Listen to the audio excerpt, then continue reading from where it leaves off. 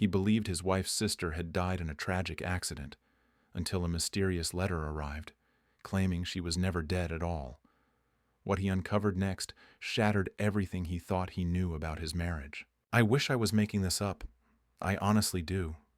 But I just found out that my wife's sister, who she claimed died in a car accident 5 years ago, is not only alive, but just sent me a message on Facebook. Let me back up. I've been married to Ellie for 6 years. She's warm, funny, has this loud, contagious laugh, and when she loves you, you feel it, like really feel it. I fell fast.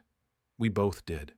There was only one part of her life she never talked about, her family. She told me her parents were dead to her, her words, and that her younger sister Rachel had passed away when she was 19. Ellie had been 21. The story was simple. Rachel was hit by a drunk driver coming home from a party. Ellie said she blamed herself for not picking her up, said it haunted her. She cried when she told me. I held her while she shook. I never questioned it. In 6 years, I never saw a single photo of Rachel. No old birthday cards, nothing on social media. But I didn't pry. I figured grief looks different for everyone. Until last week. I got a Facebook message request from someone named Rachel M. Her last name was the same as Ellie's maiden name. At first I thought it was a scam, but curiosity got me. All it said was, "Hi. I know this is strange, but I'm Ellie's sister. I'm alive, and I think you deserve to know the truth." My stomach dropped. I stared at that message for hours. I didn't respond right away. I just kept rereading it. I went to her profile. Barely anything there. A couple photos, a locked down account. But the face, she looked exactly like Ellie. So I did what any spiraling, paranoid husband would do. I took a screenshot and showed it to Ellie. She looked at my phone, went dead silent, then said, "She's lying." That's it. No explanation, no breakdown, just cold. I pushed. I asked if this was a joke, if her sister was really alive. Ellie just kept shaking her head, but I could see it in her eyes. She wasn't shocked. She was caught. After 10 minutes of me begging for answers, she finally said, "It's complicated. I did what I had to do, and I need you to trust me." That was 4 days ago. She still refuses to talk about it. She won't tell me why she lied. She won't tell me what really happened between her and Rachel. She just keeps saying, "She's dangerous, don't talk to her." But how am I supposed to ignore that message? How am I supposed to keep trusting someone who faked a family member's death? I messaged Rachel back last night, and what she told me has shattered everything I thought I knew about my wife. So yeah, I messaged Rachel back. I tried to keep it neutral, just said, "Hi. I don't know what's going on, but Ellie told me you passed away years ago. I don't want drama, I just want the truth." She replied almost instantly. I figured she said that. She's been pretending I'm dead for a long time. I'm not trying to cause problems in your marriage. I just think you deserve to know the truth about who she really is. At this point, I was already feeling sick, but I couldn't stop. I asked what she meant. She cut me off 6 years ago. Told everyone I was unstable and dangerous. None of it's true. I tried to reach out once before. She threatened to get a restraining order. I left it alone. Until I saw your anniversary post. I realized she's still lying to the people closest to her. That anniversary post. I posted a photo of us in front of a cabin in the woods, celebrating 6 years together. Dozens of comments. Ellie's fake smile plastered across the frame. I remember how tense she'd been that weekend. Now I'm wondering if it was because Rachel had seen it too. I kept asking questions, and Rachel kept answering. She said Ellie always had this dark side, controlling, manipulative. Said when they were teens, Ellie convinced their parents to kick Rachel out during a fight. Rachel got taken in by an aunt, and Ellie told everyone Rachel ran away with some shady boyfriend. Said she always twisted things to make herself the victim. She told me Ellie even forged a fake obituary, like a literal mock-up of a newspaper clipping, posted it on a dummy site, told mutual friends Rachel had died. That was the moment I had to stop reading. I stared at my wife while she made dinner, this woman I've built my entire life with, and I suddenly felt like I was living with a stranger. I don't want to believe Rachel, but too many things aren't adding up. The lack of family photos, the panicked reaction, the refusal to answer simple questions.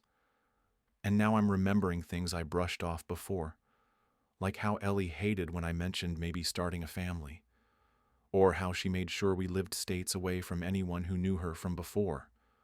So last night, I did something I never thought I'd do. While Ellie was in the shower, I opened her locked drawer in the study. She keeps an old laptop there. It took me a while to guess the password. It was our wedding date. Ironic, right? Inside, I found emails, old ones, from Rachel, begging Ellie to talk to her, to stop lying, telling her she missed her, saying she just wanted to make things right. There were over a dozen messages, some with photos of the two of them as kids, in matching Christmas pajamas, birthday parties, hugging each other. Ellie never responded to a single one, just archived them. This morning I asked Ellie point blank, "Why did you tell people your sister was dead?" She didn't deny it. She just whispered, "Because it was easier than admitting what she did to me." And then she walked out the door. I have no idea what that means. I don't know what to believe anymore. All I know is, I've been married to someone for 6 years who's capable of making another human being disappear, at least socially, and now I'm terrified of what else she's hiding. After Ellie walked out, I just sat there.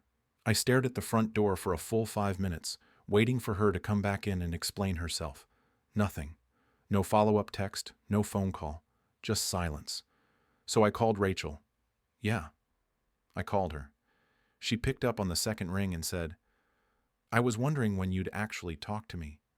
I didn't even know what to say. I felt like I was betraying my wife. But how do you stay loyal to someone who faked a death? I asked her, "What happened between you two?" Ellie said it was easier than admitting what you did to her. There was a pause. Then Rachel laughed. But it wasn't a happy laugh, more like exhausted and bitter. Of course she did. She's been telling people I'm some kind of abuser for years. But ask her this. If I was so dangerous, why didn't she go to the cops?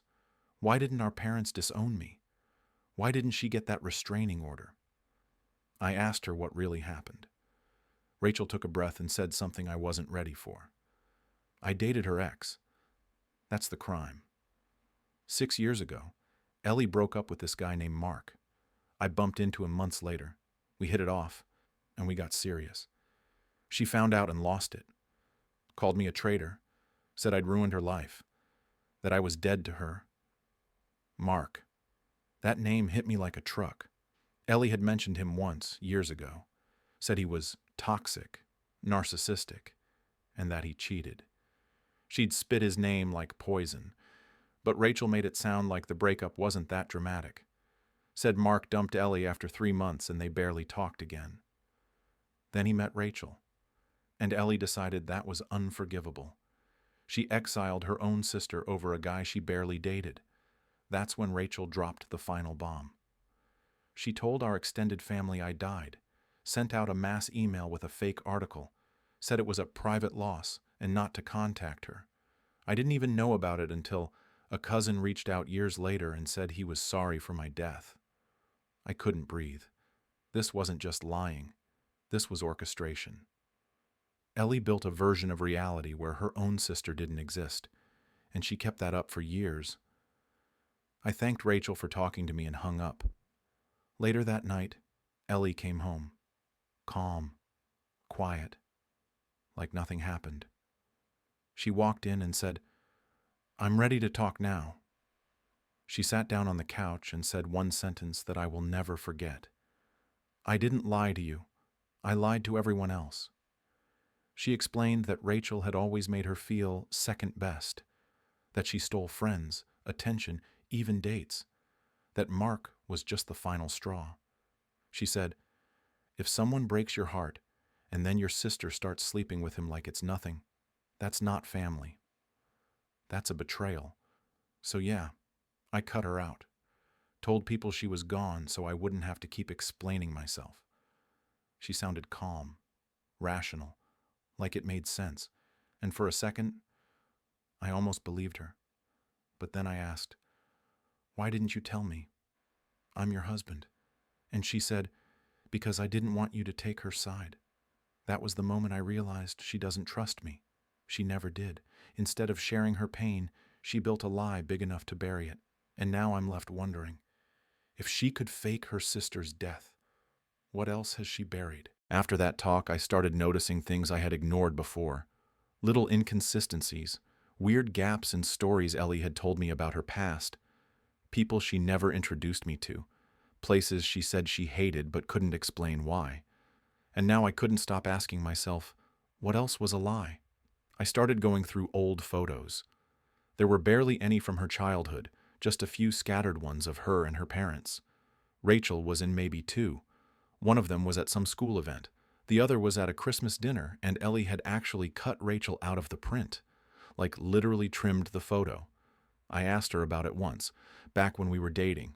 She told me, "Oh, we had a falling out. It's better not to talk about her." That's it. That's all I got. Back then, I didn't think twice. Now I was starting to realize that Ellie had curated her entire life like a performance, carefully choosing which parts to show and which to hide. A week after our last conversation, she came to me and said she wanted to move on. She wanted to stop talking about Rachel, about the lie, about everything. "What's done is done," she said. "I did what I had to do to survive. If you love me, you'll accept that." I told her I needed time. I couldn't just accept it, because this wasn't a normal lie. This was a full-on manipulation of reality. And worst of all, I wasn't sure she even regretted it. That night I got a message on Instagram from a stranger. It was a woman named Valerie. She said, "Hey, I don't know if this is weird, but I used to know Ellie years ago. Just wanted to give you a heads up. She did the same thing to another friend of hers back in college." I froze. I replied, "What do you mean?" Valerie wrote, "They were best friends. Something happened. No one knows what. And Ellie told everyone the girl transferred schools and wasn't alive anymore. We all thought it meant suicide. Years later, I ran into the girl in a bookstore. She had no idea we thought she was dead. I asked for her name. She gave it to me. I looked her up. She's alive, happy, married, and posting pictures with a baby." I almost dropped my phone. That was the moment I felt something inside me shift. Ellie hadn't just lied about Rachel. She had a pattern, a history of erasing people from her life like they were mistakes in a rough draft. So I did something I never thought I'd do. I contacted the woman from college. Her name was Joanna. She responded almost immediately, said she was shocked and a little nervous to hear from me, but she agreed to talk. And what she told me was something I am still trying to process. Joanna and I met at a little cafe downtown. She looked calm, put together, nothing like the fragile ghost Ellie had described from her story. I told her up front that I was Ellie's husband and that I just wanted to understand.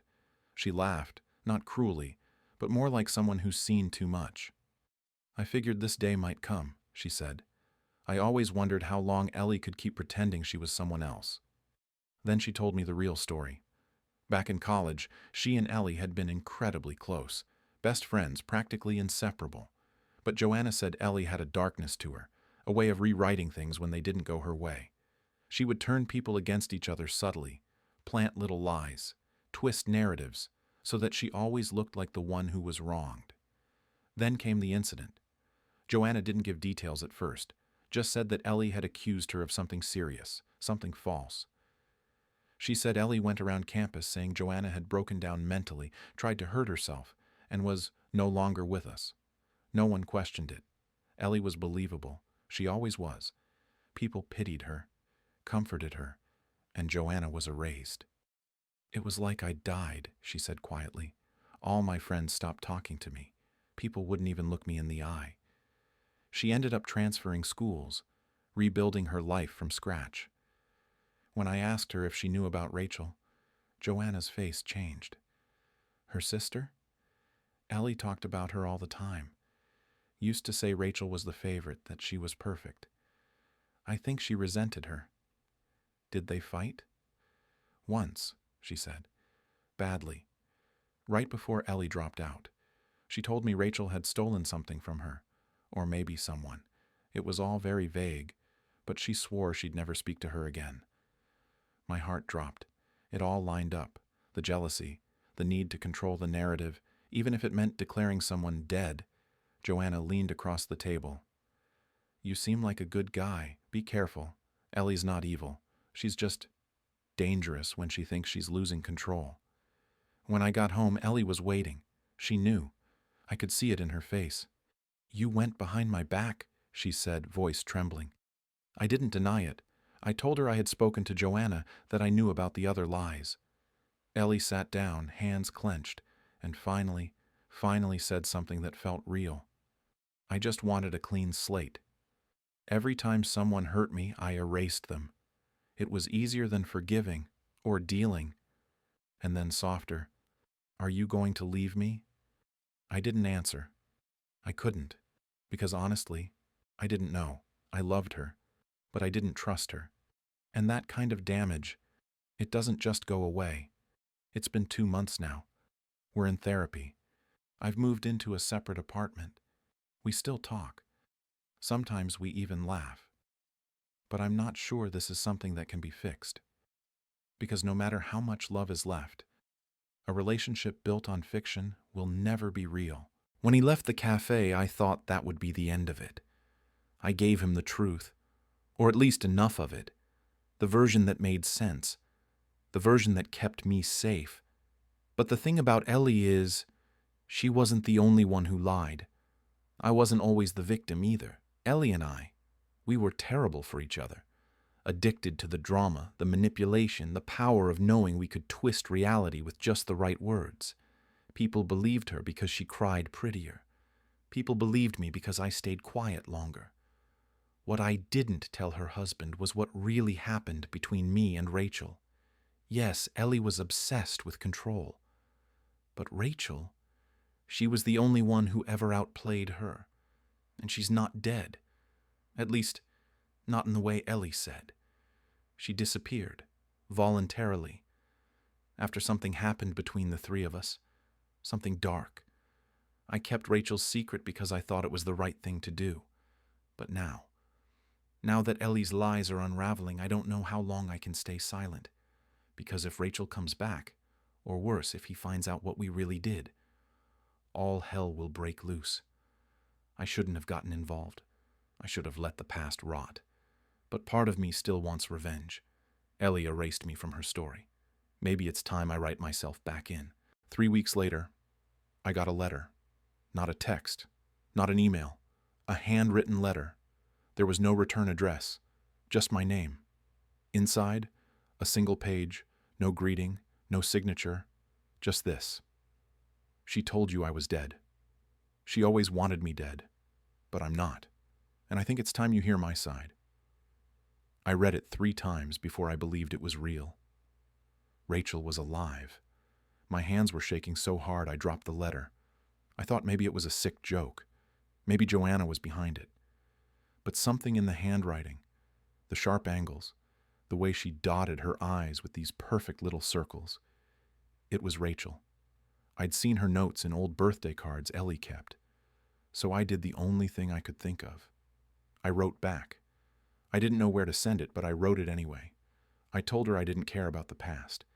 I just wanted the truth. I deserved that much after being lied to by the woman I married. A week later, I got a burner number text. It was Rachel. We met at a cheap motel an hour outside town. She wore a hoodie, sunglasses, her hair dyed blonde. But I knew it was her. She looked tired, feral, like someone who hadn't had a good night's sleep in years. And then she told me everything. Ellie had been controlling her since they were kids, but it got worse after their parents died. They inherited money, but it was all tied up in Rachel's name. Ellie didn't like that, so she started isolating her, convincing her she was sick. She forged medical documents. got her institutionalized. Twice.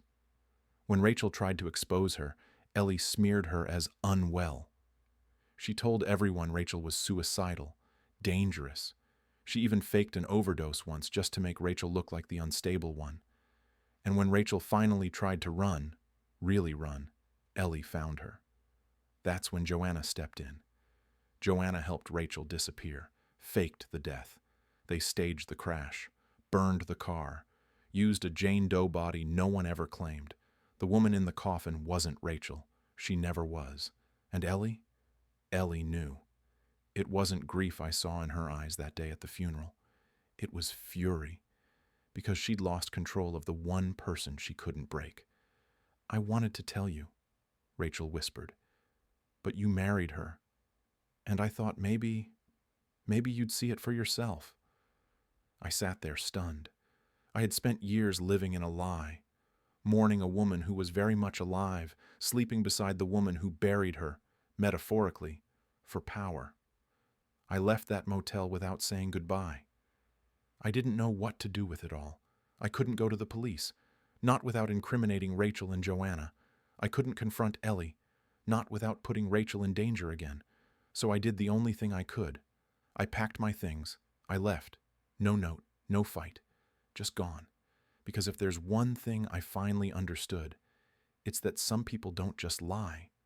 They build entire worlds out of their lies. And I'd been living in one of Ellie's for far too long.